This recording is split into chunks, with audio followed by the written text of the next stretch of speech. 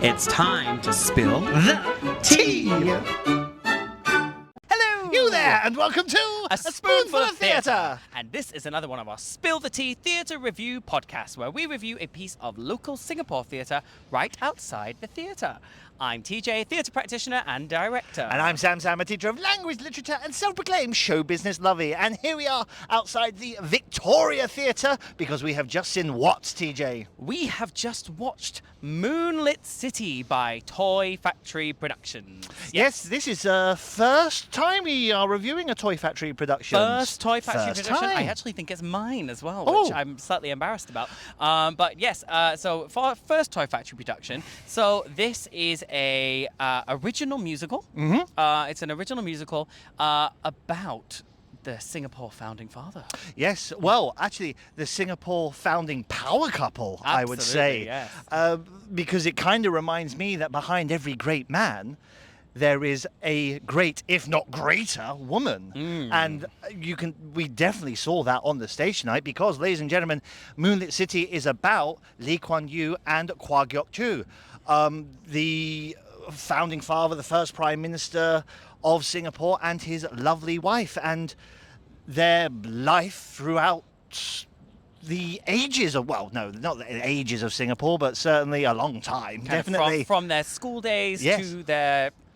Well. to later in their life. Yes. If you're going to watch the show, we won't spoil it.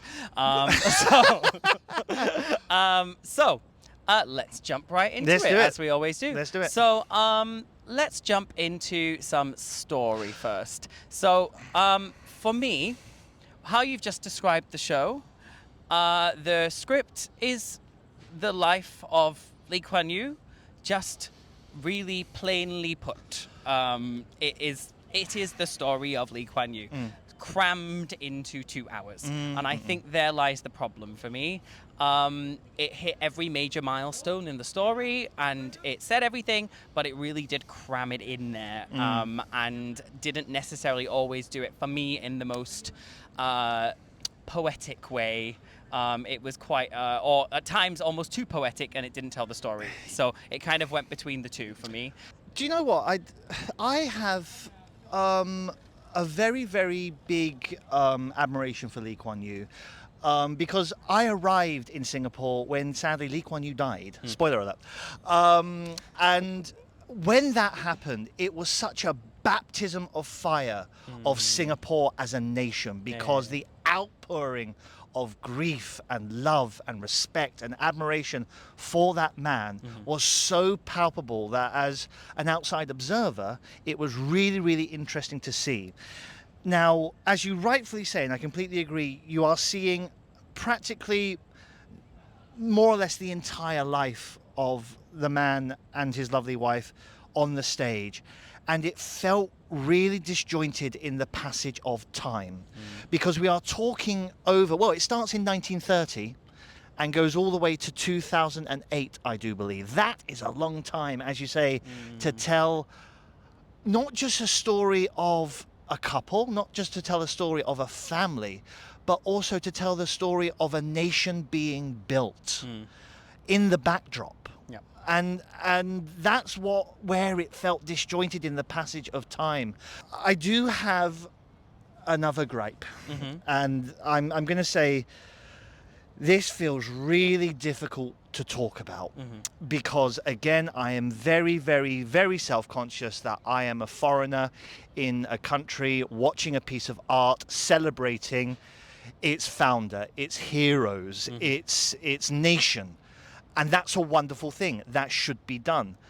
However, I think what I saw tonight was there's this question in storytelling is how do you deal with the other? Especially in hero telling. How do you tell this? How do you portray the other? How do you portray the antagonist? And there are, in that history of decades, there are a lot of antagonists. The British, the Japanese, the communists, the Malaysians when it came to separation. There are a lot of antagonists. And I'm really sorry to say the portrayal of the other, the portrayal of the antagonists was done in a way that mocks them. They were caricatures of these groups. And for me, that really, really cheapened the story it was trying to tell. And I mean, we're living in the post-colonial era. We're British. That is part of the Britain story, is part of the post-colonial nation story. We are always going to come under fire. It's just a fact of life. However, tonight it gave me a feeling that I've not had before, which is I felt unwelcome. And that was quite difficult for me. So I felt the way it dealt with the antagonists, was done rather poorly.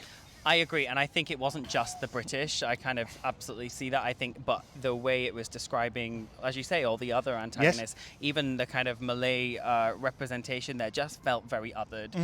And I think for me, the best way to describe it was through history, through a very thin lens.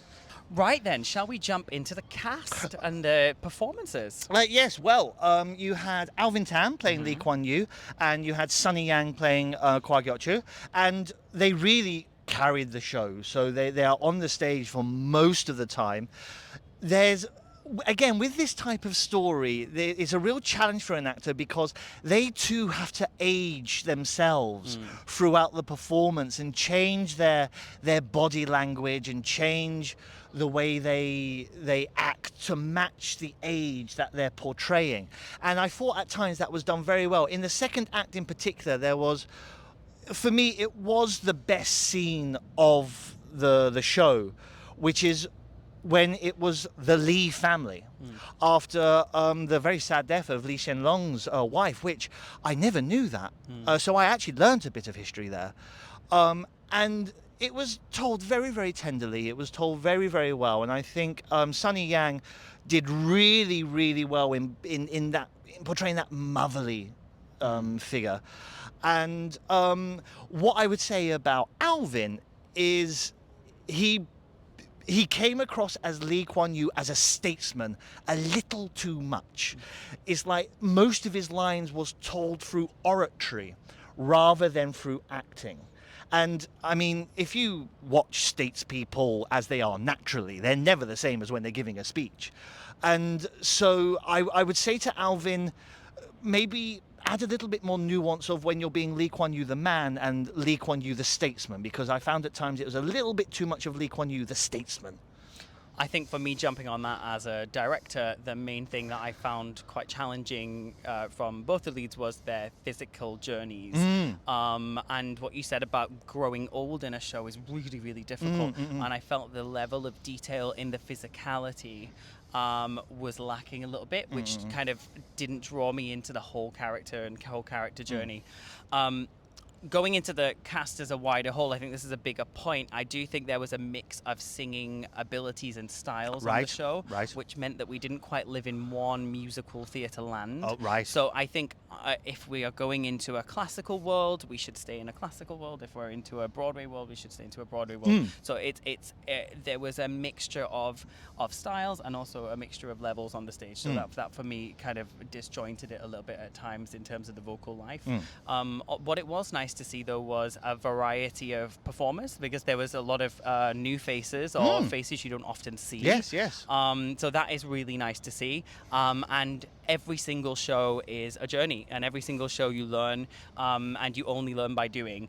I would say that it was quite a fresh cast, and at times didn't quite meet the level of expectation that Singapore professional theatre has now reached in musical theatre land. Quite. There was quite a few scenes where I was like, this is not the level I expect now in Singapore theatre, in terms of the level of detail, in terms of the level of harmonies. And I think that also did lean into some of the creative choices as well. In terms of some of the staging, I found it quite stale. There was a lot of I'm singing a song and now I'm facing the front and singing a song rather than connecting with each other. Which made it very kind of old school and kind of its theatrics and its staging. But yet that was mirrored with a very modern set, which I don't think was fully understood why the set was like it was, and it was never quite linked to the story. It's okay having a kind of minimalist set, but why? Yes, like, yes, this isn't a yes. minimalist story. No, it's not. No, and if I can jump on that Yeah. point there, how do you tell a very what aims to be a very intimate story in the backdrop of history, in the backdrop where some very epic things are happening? I have to say the ensemble did work very hard to try and bring that portrayal up there, but where I think there was just some missed opportunities, a bit of lacking, was soundscape. So, for example, the transition into the occupation, the Japanese occupation, it was simply blackout and Japanese soldiers walk on, where you could have did a little bit more with sound design, with having air raid sirens, bombs dropping, that really begins to set that context. There was sound design there, like we heard the click and clacking of typewriters when they were talking about the Women's Charter and other and the separation treaties. I'll say, forgive me for not knowing the full names. Yeah, so as I say, I felt there were some missed opportunities in the soundscape that would have helped with the passage of time and with the storytelling. Yeah, I think jumping on the back of that soundscape and kind of things coming late, one of the things that really kind of annoyed me was there was very long introductions to the songs, and often it felt like the track had started too late. So actors were kind of waiting to start the song. And there was a big old gap before they were starting to sing. Right. And in a musical, that should feel like you have, like, when we write a musical, I've said this many, many times, and it's musical theatre 101 when you're writing, we sing because we feel so much that we can't express through words alone. That is the reason we sing in a musical. So the emotion must have built up so much that all you can do is sing about it. So if you build up that emotion, which sometimes it didn't even get to that point, but then the song was starting, but even if you do, you build it up, and then you have to hold it as an actor for another 8 seconds and walk it around aimlessly on the stage. You've kind of dropped the moment, and then when you start singing, it's almost a little bit comical. So I don't know whether that was a cueing situation, and I think that could easily be fixed in show right now by just starting the songs a bit earlier. But also the introductions was just very long, and I felt like actually quite a lot of the songs were very melodic and very kind of samey, and the kind of similar patterns and very ballady. So there wasn't enough contrast between the different songs. Something did happen tonight that we have never seen happen before. And I never wish to see happen again. Now, ladies and gentlemen, we expect that you have gone to the cinema.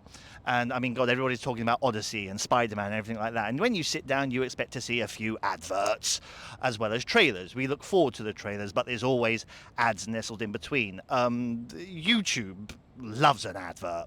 But what happened tonight, TJ? This is the first time in my life, in my nearly 34 years, have I watched a production where the presenting sponsor presents one of their adverts full stage before the show starts.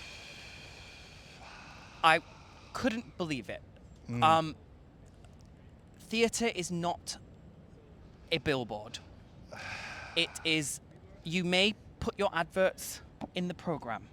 You may put your logo on a poster. You may tag in social media.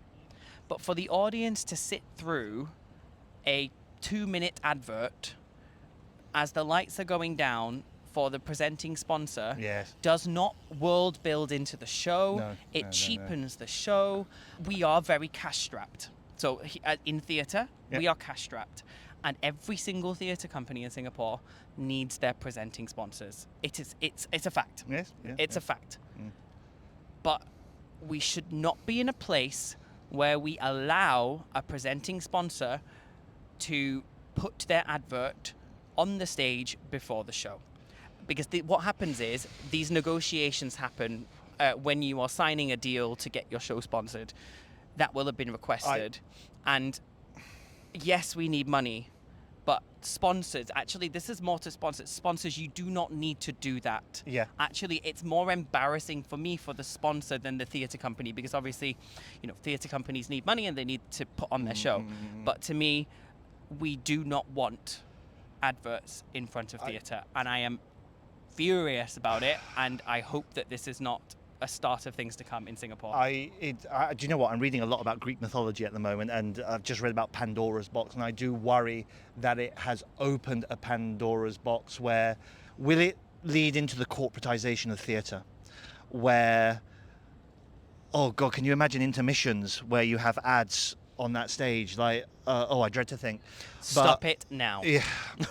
Now then, ladies and gentlemen, as you know by now, when TJ and I go and see a piece of theatre, we always give it a rating out of 5 spoonfuls, but we never reveal how many spoonfuls we are going to give until the moment has come, and that moment is now. So are you ready, TJ? I'm ready. On the count of 3. 1, 2, 3, 1. Oh dear. Oh, This dear. is it a first for Singapore?